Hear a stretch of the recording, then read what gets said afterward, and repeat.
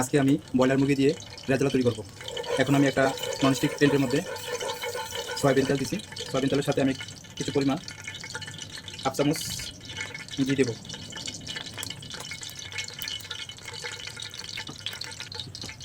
আমি 1 কাপ পরিমাণ পেঁয়াজ কুচি বেরেস্তা করে নেব।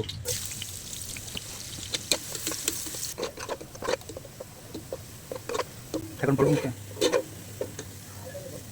আমার পেঁয়াজ এখন লাল হয়ে আসছে, তার মানে একটু সময় পরে আমি নামিয়ে নেব। আমার পেঁয়াজগুলো লাল হয়ে আসছে, এখন আমি চুলাটা বন্ধ করে দেব। এখন আমি নামিয়ে নেব। না করলে পেঁয়াজের কালার অনেক কালো হয়ে যাবে, কালো হলে তিতা লাগবে। এখন আমার পারফেক্টলি লাল হয়েছে, আমি এখন নামিয়ে নেব। এখন আমি আগে বেরেস্তা ভাজা যে তেলের মধ্যে কিছু পেঁয়াজ ছাড়বো। 1 কাপ পরিমাণ পেঁয়াজ ছাড়বো। সেই সাথে আমি কয়েকটা তেজপাতা, আস্তা জিরা, একটা আস্তা এলাচ, গোলমরিচ, লবঙ্গ, এলাচ 5-7টা আর কয়েকটা দারচিনির টুকরা এখন আমি তেলের মধ্যে দিয়ে দেব। এখন আমি এর সাথে 2 চামচ পরিমাণ রসুন বাটা দেব আর 1 চামচ বাটা আদা দেব। আমি এখন কিছুক্ষণ নাড়াবো যাতে আদা ও পেঁয়াজের কাঁচা ভাবটা চলে যায়। আজকে আমি অল্প মশলা দিয়ে চিকেন রেজালা তৈরি করব। এখন আমি এর সাথে জিরা বাটা অ্যাড করব, 2 চামচ জিরা বাটা।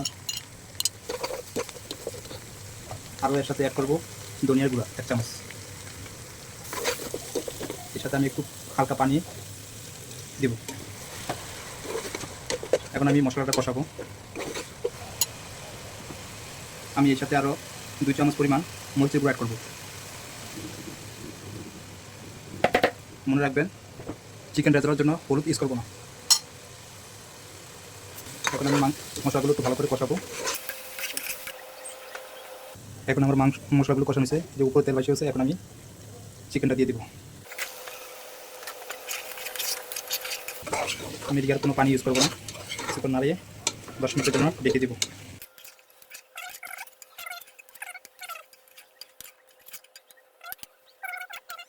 আমি এর সাথে 2 চামচ লবণ দিয়ে দিব।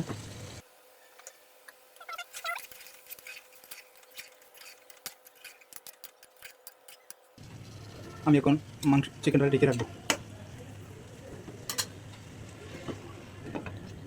10 মিনিট পরে আমি আবার চিকেনটারে চেক দেবো। তো এখন একটা মিক্সিং জারের মধ্যে নিলাম, সেই সাথে আমি 4-5টা কাজু বাদাম সুলে নিলাম, সাথে একটু পানি ইউজ করলাম। আমি এটা দিয়ে একটা মশলা তৈরি করব। এখন আমার 10 মিনিট হয়ে গেছে, এখন আমি চিকেনটা একটু চেক দেব।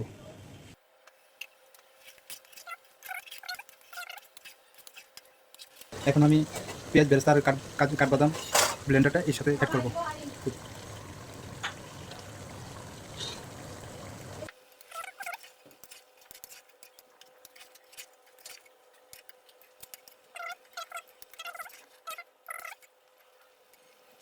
আরও 10 মিনিটের জন্য আমি একটু ডেকে রাখবো।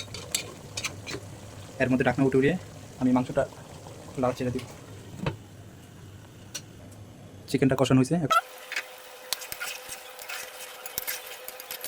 চিকেনটা কষানো হয়ে গেছে। এখন আমি এর সাথে গরুর দুধ মিশানো পানি দিয়ে গুঁড়া দুধ মিক্স করে এর সাথে দিই। আপনারা পারলে গরুর লিকুইড দিতে পারবেন। আমার কাছে প্যাকেট দুধ ছিল, তাই আমি প্যাকেট দুধ দিয়েছি। এখন আমি এর সাথে কয়েকটা কাঁচামরিচ অ্যাড করব।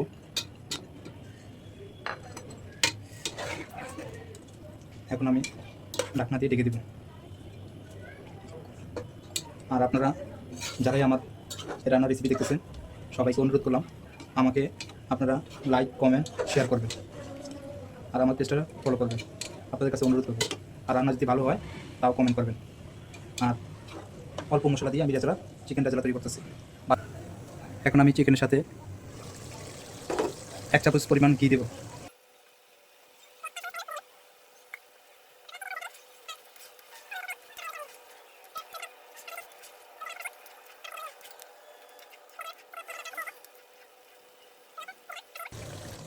আমার রান্না প্রায় শেষ, এখন আমি সার্ভ করব।